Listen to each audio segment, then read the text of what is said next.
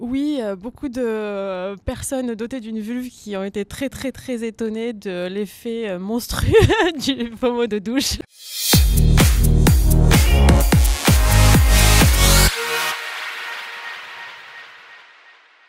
Bonjour June. Bonjour Marine. Alors moi je t'ai découvert sur Instagram, comme beaucoup je crois. Alors aujourd'hui on est à la FNAC pour la sortie de ton livre Jouissance Club. Quelqu'un t'a dit on n'apprend pas à faire l'amour dans les livres et du coup t'as décidé de faire le tien. Je voulais savoir qu'est-ce qu'on y apprend. Eh bien on apprend à faire l'amour Marine, figure-toi. On y apprend un petit peu d'anatomie déjà pour commencer, parce que je pense qu'il y a certaines bases qui n'ont pas été révisées à l'école. De la mécanique, on essaie de comprendre un petit peu nos corps. Est-ce que tu peux m'expliquer la différence entre jouissance et orgasme ? C'est facile. La jouissance, c'est le plaisir que l'on prend. Et l'orgasme, c'est le gros pic de faim que pas mal de gens connaissent pas finalement. Ça, je savais pas. Je l'ai appris il y a pas longtemps. J'ai vu, il y a pas mal de dessins, notamment sur l'anatomie. Pourquoi c'est si important du coup de connaître son corps ? C'est important de connaître son corps pour pouvoir demander ce qu'on aime et aussi dire aussi ce qu'on n'aime pas, ce qu'on ne veut pas, ce qu'on ne veut plus. Pour pouvoir communiquer ensuite sur les zones qui nous font du bien, celles qui nous font pas du bien, bref. Voilà. Est-ce que tu as une manière à toi pour amener cette discussion ? Parce que c'est pas toujours facile. Mais moi, je le dessine, je préfère, parce que je sais pas trop en parler. Je trouve ça très compliqué de parler de sexe.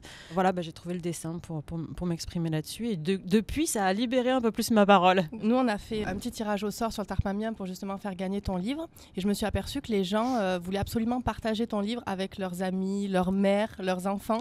Comment ton livre s'adapte un peu à tous les publics ? À partir de l'adolescence, dès le moment où on a envie, besoin d'explorer sa sexualité, on peut commencer à le lire, parce que moi, en tant qu'ado, j'aurais bien aimé l'avoir entre les mains, oui. Et puis après, pour les plus expérimentés aussi, on peut y apprendre des choses, j'espère. Au niveau de tes abonnés, par exemple, sur Instagram, est-ce qu'il y en a qui ont été surpris de découvrir certaines choses ? Est-ce que tu as eu des retours ? Mais on a tous appris plein de trucs en même temps. Tous les jours, on apprend des choses, même eux, moi. C'est une chose qui t'a marqué en particulier, peut-être ? Oui, beaucoup de personnes dotées d'une vulve qui ont été très, très, très étonnées de l'effet monstrueux du pommeau de douche.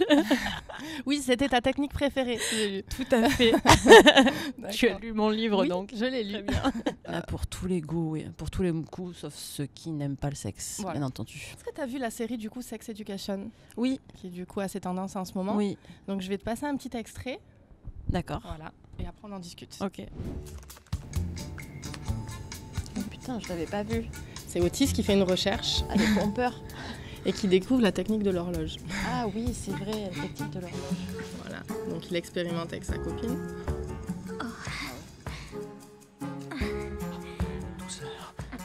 C'était vraiment très mauvais. Il agitait ses doigts comme s'il composait un numéro sur un téléphone des années 20, mais à toute vitesse, sans aucun rythme. Hein ? Je sais. Je savais que t'avais un grand talent de doigteur. Raconte-moi tout. Voilà.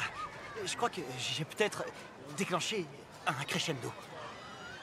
L'orgasme ? Ouais. Non, dès le premier coup. Ouais. J'ai suivi ma technique de l'horloge et... Je sais pas, bingo. Ça alors, orgasme matin. Quel conseil tu donnerais à Otis qui souhaite utiliser la technique de l'horloge pour donner du plaisir à sa copine et finalement ça marche pas trop ? Il n'y a pas de secret, c'est pas Jouissance Club qui va te donner le secret d'être un bon coup ou pas. Je pense que le vrai secret, je viens de dire qu'il n'y en a pas. Je pense qu'il y en a un, c'est la communication, c'est important. Ouais. Oui, c'est ce que tu accentues beaucoup dans ton livre. Finalement, il n'y a pas une technique Je pense que si quelqu'un a dessiné la technique de l'horloge, c'est qu'elle a dû fonctionner sur quelqu'un, c'est sûr, mais probablement pas sur sa copine du coup. Ou alors c'est qu'il s'y prend très mal et qu'il a mal lu. Enfin, je sais pas. Ouais, il y a un truc. Il doit y avoir un truc. Et puis il regarde peut-être un peu trop l'heure aussi. Ouais. Du coup, il est pas dedans. T'as vu, il lui en parle pas quand il lui fait. Il est là, il est solo un petit peu dans son expérience. C'est dommage. Écoute, on va finir avec un dessin, si tu le veux bien. Est-ce que tu peux nous donner une astuce pour avoir tarpin de plaisir ? Mais avec plaisir. Moi, je préconise la technique. Excusez-moi, je reprends l'accent. Si on est arrivé à Marseille, c'est normal. La technique du serpent à sonnette. Et non, du pommeau de douche. Tout simplement. C'est vraiment la technique qui t'a marqué, celle-ci. Ah, c'était trop bien. Ah merde, j'ai mal pointé. Normalement, il faut toucher le clitoris. Faut pas se le mettre à l'intérieur, sinon ça te nique la flore. Non, mais je vais faire de l'eau un peu. De l'eau dirigée. De l'eau dirigée vers le clito. Voilà. Merci. Avec plaisir.